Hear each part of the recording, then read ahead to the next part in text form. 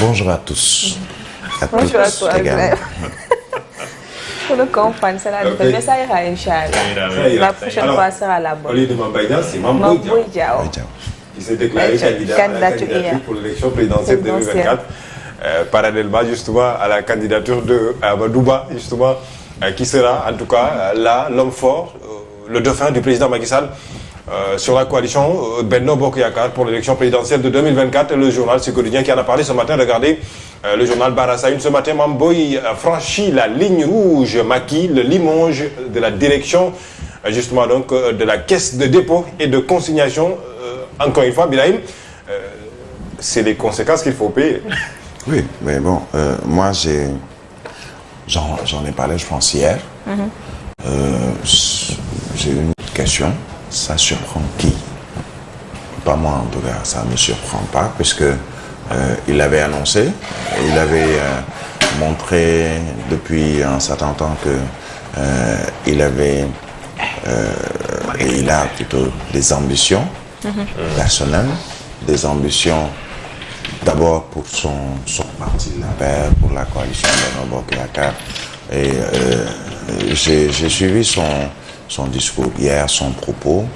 Et une phrase est revenue, pratiquement beaucoup de journaux l'ont reprise également, à savoir qu'il faut permettre à tous les Sénégalais, à chaque citoyen sénégalais, de briguer la magistrature suprême de manière légitime.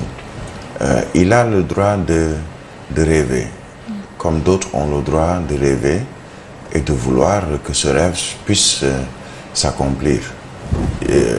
Mais attention, entre le maire de Kolda qui a disons des militants, des sympathisants dans sa localité et président de la République, il y a un pas et un énorme pas à franchir, et surtout il y a beaucoup de travail à faire. Est-ce que, parce que certains ont commencé à dire si effectivement il n'a pas été chapeauté par Macky Sall lui-même, je ne pense pas, puisque on a vu un peu la réaction du président de la République, je pense 2 heures, juste 2 heures après sa déclaration, à savoir le limogeage à la direction de la Caisse des dépôts et de consignation. Maintenant, est-ce qu'il sera le seul? Non. Ce qui est sûr, c'est que dans peut-être peu de temps, peut-être même avant la fin de la semaine, on verra d'autres qui diront également nous ne sommes pas d'accord sur le choix porté sur Amadouba. On parle de plus en plus, par exemple, d'Abdoulaye Daouda Diallo, à qui l'on aurait offert le poste de Premier ministre, un peu comme un bonbon à grignoter, comme si on l'offrait à un enfant, peut-être à qui on n'a pas permis de faire une certaine chose ou de faire certaines choses. Est-ce qu'il va accepter de se ranger derrière Amadouba? Est-ce qu'il va tout simplement faire comme Mamboy Diao, dire que, mais écoutez, j'ai mes chances, je vais jouer crânement mes chances? C'est une interrogation. Il y a d'autres qui ne sont pas encore prononcés au sein de la coalition Benno Bokk Yakaar et même au sein du parti APR. Maintenant, quelle sera la suite? Puisque candidat à la présidentielle de 2024 ne veut pas forcément dire président en 2024, je le disais hier, et candidat, pour le moment, ne veut pas dire ils sont plus des candidats à la candidature, puisqu'il faudra également l'onction du Conseil constitutionnel. Il y a quelques mois qui nous séparent de la présidentielle de 2024, je pense 5 mois au total. C'est valable pour Amadouba, qui est le Premier ministre, mais également qui est le choix de Macky Sall, le choix de Benno Bokk Yakaar, ou en tout cas d'une large majorité de Benno Bokk Yakaar, qui aura fort à faire pour aller vers les Sénégalais pour leur dire, écoutez, je suis le bon choix et je suis peut-être le meilleur président ou le bon président pour l'ensemble des Sénégalais. Certains sont avec Amadouba, d'autres peut-être avec Mamboy Diao. On a vu la réaction également de l'ancien ministre de l'Agriculture, à savoir Aly Ngouille Ndiaye. Est-ce qu'ils vont avoir d'autres qui vont les rejoindre? Puisqu'il y a dans tout choix, il y a toujours des frustrations. C'est tout à fait normal. Maintenant, je pense que c'était aussi au président de la République de pouvoir gérer ces frustrations. Même pas le président de la République, mais le président de la coalition Benno Bokk Yakaar, le président de l'APR, de gérer ces frustrations. Ce que j'ai compris, c'est qu'il est en train de tenter de gérer ces frustrations. On annonce qu'il recevra Mahammed Boun Abdallah Dionne, je pense aujourd'hui, qu'il aurait déjà reçu et discuté Taïeb Bavette avec Abdoulaye Daouda Diallo. Il y a d'autres qui sont peut-être de moindre envergure, qui vont aussi vouloir poser leurs jalons et surtout poser leur candidature, peut-être pour la présidentielle de 2024. D'abord, essayer de rassembler autour de ce candidat qu'ils ont choisi, à savoir Amadou Ba, et gérer les frustrations. Ce n'est pas évident du tout pour le parti au pouvoir, et surtout quand on sait que pour la première fois, le président de la République, président du parti, président de la coalition, ne le sera plus à partir du 2 avril 2024.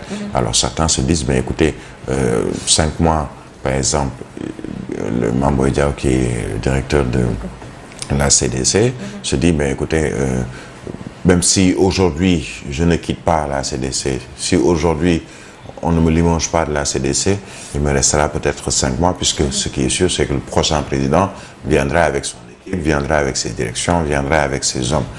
Maintenant, peut-être l'erreur pour moi qu'il a commise, c'est de ne pas avoir démissionné avant même cette déclaration, puisque ce serait une manière pour lui de dire, écoutez, j'ai fait un choix, je vais assumer ce choix.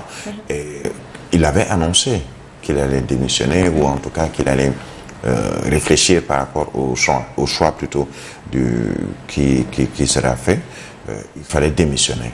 Peut-être juste après sa déclaration, peut-être même avant sa déclaration, je ne sais pas si c'est fait, écrire sa lettre de démission pour voir, peut-être pour parer au plus pressé, et surtout pour ne pas avoir cette surprise. Maintenant, j'ai vu ailleurs qu'on a dit qu'on lui a interdit l'accès au stade Léopold, au stade Maître Abdoulaye Wade. Bon, moi j'en doute. J'essaie peut-être, j'ai tenté de le joindre lui-même dans le cadre de ce métier que l'on partage, à savoir le journalisme, pour avoir quelques informations sur ça. Il était injoignable hier toute la soirée, mais je ne pense pas qu'un citoyen sénégalais, même si un homme politique, même si c'est Amadou Ba qui est Premier ministre mais aussi ministre des Sports, qu'on puisse interdire à un citoyen sénégalais d'accéder à un stade au Sénégal, surtout pour ce match-là dont nous voulons vous parler il y a un instant, un match amical entre le Sénégal et l'Algérie. Bon, propos politiques, peut-être. Sur le plan électoral, Ibrahim, Mame Boye Diao représente quelque chose à Kaolack maintenant. À Kolda. À Kolda plutôt. Mais sans Macky, est-ce qu'il y aura un changement? C'est une bonne question et difficile de répondre à cette question. Puisque, avec Macky, on a mis Amadou Ba. Est-ce qu'Amadou Ba va représenter quelque chose? Parce qu'on se souvient quand même pour les dernières élections que c'est pas seulement Macky Sall, mais Amadou Ba a perdu Dakar. On dirait que non, il n'était pas candidat pour la mairie de Dakar, mais il était quand même là, présent, politiquement, sur le terrain, pour pouvoir aider ceux qui ont été choisis pour diriger la liste de Dakar. Donc on dira que il a également perdu au même titre que Abdoulaye Diouf Sarr ou entre autres. Il a perdu Dakar. Est-ce que Amadou Ba aujourd'hui va pouvoir avoir le maximum d'électeurs, par exemple dans le fief de Mame Boye Diao à Kolda? Est-ce qu'il pourra avoir le maximum d'électeurs dans le fief de Abdoulaye Daouda Diallo? Est-ce qu'il pourra avoir le maximum d'électeurs dans le fief de Aly Ngouille Ndiaye et dans d'autres fiefs, d'autres responsables politiques de l'APR ou de la coalition Benno Bokk Yakaar, peut-être qu'ils n'ont pas la même vision que le président Macky Sall. Est-ce que le président Macky Sall, à ce moment-là, en tant que président de la coalition, mais aussi en tant que président de la République, peut apporter un soutien significatif à disons, dauphin, comme le dit Satan, ou en tout cas à son choix, à savoir Amadou Ba, parce que certains peuvent voter pour Macky Sall, ou l'ont fait en 2019, mais ne sont peut-être pas d'accord pour Amadou Ba. Des citoyens sénégalais qui se disent, ben, écoutez, on ne connaît pas Amadou Ba, ou bien Amadou Ba n'a peut-être pas cette aura ou cette envergure de Macky Sall, entre autres.